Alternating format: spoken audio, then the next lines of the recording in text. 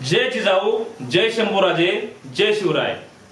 आता काल परवा आमिर खान या अभिनेत्याचं लग्न झालं आणि लग्न झाल्यानंतर मुळात या माणसाने लग्न केलं आणि या लग्नाला बरीचशी आपली हिंदू धर्माची माणसं त्या ठिकाणी उपस्थित राहिली।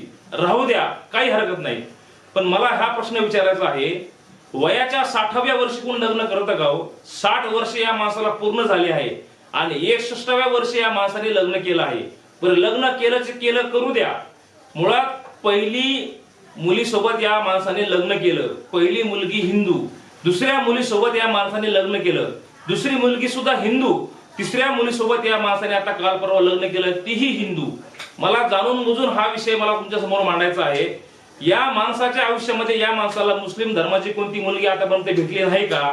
आणि मला तुम्ही सांगा, एवढा मोठा बॉलिवूड स्टार असतानाही या माणसाला कुठल्याच मुस्लिम मुलीशी प्रेम होत नाही आणि तो मुस्लिम मुलीशी लग्न करत नाही। तीनही मुली ह्या हिंदूच।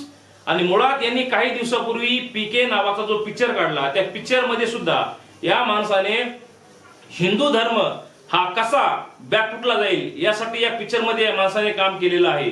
मुळात मला हा प्रश्न मांडायचा आहे, या आमिर खानला आतापर्यंत लाखो मुलं या माणसाला फॉलो करतात, पण नेमकं 3-3 लग्न करून या आमिर खानला या आपल्या भारतामध्ये नेमका संदेश काय द्यायचा आहे की तुम्ही 3-3 लग्न करू शकता?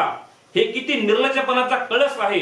आणि ही तरुण पिढी अशा नालायक माणसाला फॉलो करतात, ही फार मोठी शोकांतिका आहे। म्हणून मला एकच संदेश द्यायचा आहे, हा लव जिहाद बद्दल हा माणूस बोलत नाही, पण या माणसाने प्रत्यक्षात लव जिहाद यांनी करून दाखवला आहे। म्हणून माझ्या महाराष्ट्रातल्या तमाम हिंदू बांधवांनो, हिंदू भगिनींनो, मला सर्वांना हा एक संदेश द्यायचा आहे की या माणसाला कोणी फॉलो करू नका, या माणसाला कोणी लाईक करू नका, या माणसाचा तुम्ही सर्वांनी निषेध करा। एवढंच मी या व्हिडिओच्या माध्यमातून तुम्हाला सांगू इच्छितो। जय श्रीराम।